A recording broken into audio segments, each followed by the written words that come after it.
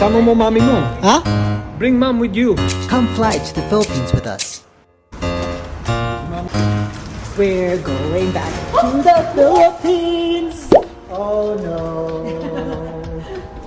Who packed this? Didn't pack it properly. Pack it good, guys. Pack it good. Oh, Dad, do you have any? Dad, do you have any message for my viewers? Hello everyone. Be happy. Why? You only live once. YOLO, Drake. You got it. Lucky that I'm innocent. If I didn't have no morals, I'd be menacing. How about nigga rapping conscious but he ignorant? How you from the hood but still gon' go legitimate? How you fuck a bunch of but they still respect the women? He's the rolling in Sonata. He just got the windows tinted. Homie stab me in the. Guys, it's not just this and then you go around and go this way. The lineup is so long. Look at it, it goes all the way over there. But you have to go this way, you have to go around over there and then come back around, and that's when you go inside. The line is super long. Holy smokes. Hello po. I spoke to customer service last week. This is me trying to get a free upgrade on Philippine Airlines to business class. And they told me I was entitled to some compensation. Okay, quick story. You see, my fiance and I paid over $2,000 for each of our flights to get a direct non-stop flight to the Philippines. We purchased it about 6 months before we flew out. At the time, there were plenty of other options that were cheaper but required a few hours for a layover. We actually opted to pay the extra amount to get to the Philippines the fastest way possible, so we chose the direct flight. Then about a week ago, we get an email stating that there would be a stop in Vancouver to refuel the plane, which pushed back our estimated time of arrival by 3 hours. As a person who rarely complains about inconveniences like this, I initially was just going to accept the changes, but after thinking about it, my fiance and I paid over $1,000 total for a flight that was advertised as a non-stop direct flight, and the least I could do is ask for some sort of compensation.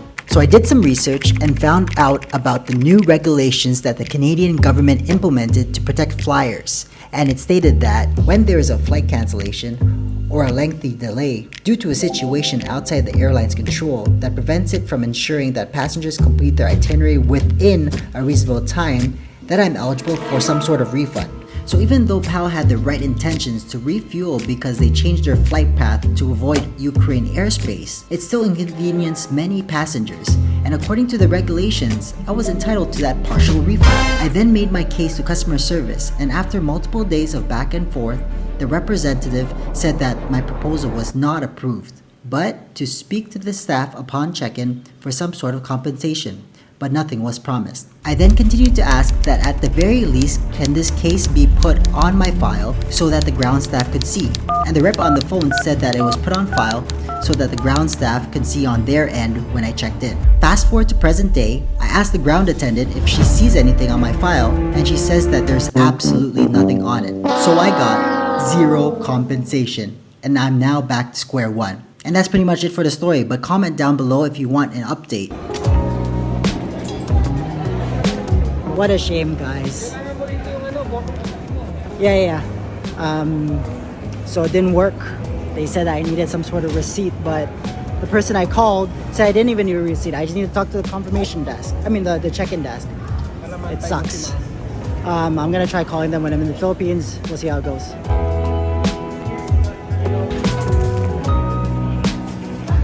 Bye, Mom.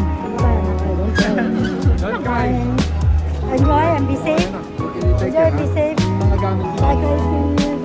See you guys. Love you guys. Bye. Take care. Enjoy.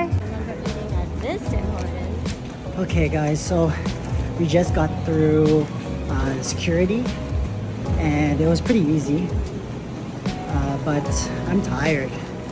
It's about what time is it? Like 10:30 right now. I think they should start. They would have already started boarding, but yeah, let's go.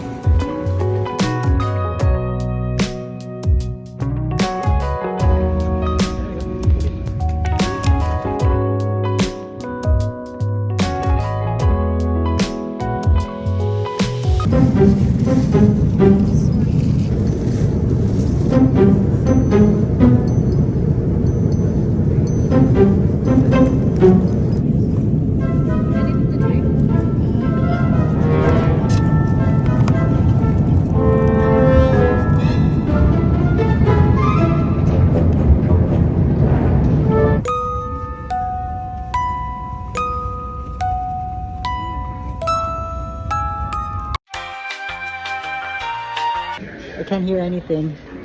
Can you hear anything? I can't hear anything. What's up, guys? And just like that, we are back in the Philippines. And even though it's kind of a gloomy day, I think it's still 27 degrees out here. We are now here at my grandma's house, the place that we actually visited in season 1 of our vlog. But honestly, guys, it feels really surreal. I remember getting to my Lola's house and I was telling Casey, it doesn't really feel like we're back in the Philippines. I don't know why, like, we're here, guys. But it's crazy because after we finished our last video, I think it was the one from Malabon, we didn't really get to do an outro of us going back to Canada. But yeah, it's been 6 months since our last actual video in the Philippines. It doesn't feel like 6 months, but it also feels like 6 months. It's kind of weird. But yeah, even while I'm recording this video and I'm saying I'm in the Philippines, I don't really feel like I'm in the Philippines, which is weird. I don't know how to explain it, but anyways. If this is your very first video that you're watching of us, my name is John, Casey's inside. We are actually a Filipino Canadian-born couple that really want to live in the Philippines, and our first season was back in February and March, where we lived in the Philippines like tourists for 2 months. But now we're actually going to be living in the Philippines for 6 months. We're going to be living in the Philippines for 180 days to really see if Philippines life is for us. And impromptu segment, let's give some quick tips of what to do when you're in the airport. So first tip, this is just in my opinion, but as soon as you land in the Philippines, whether that be Manila, Cebu, or anywhere else, just chill, take your time. A lot of Filipinos, I see a lot of titas or lolas really scrambling to get their luggage. What's really funny is I heard one of the stewardess saying that in Tagalog, but I'm just gonna say it in English because I can't say it in Tagalog, that the people with the heaviest luggage is the oldest people on board, and yet they're the ones that always ask for help when you're taking down their carry-on and putting up their carry-on too. And in my opinion, it's better to chill because if you are towards the end of the line getting out of the plane, the immigration going through that, the actual lineup is a lot less because since everybody's scrambling to get out of the plane, there's a big lineup to go through immigration.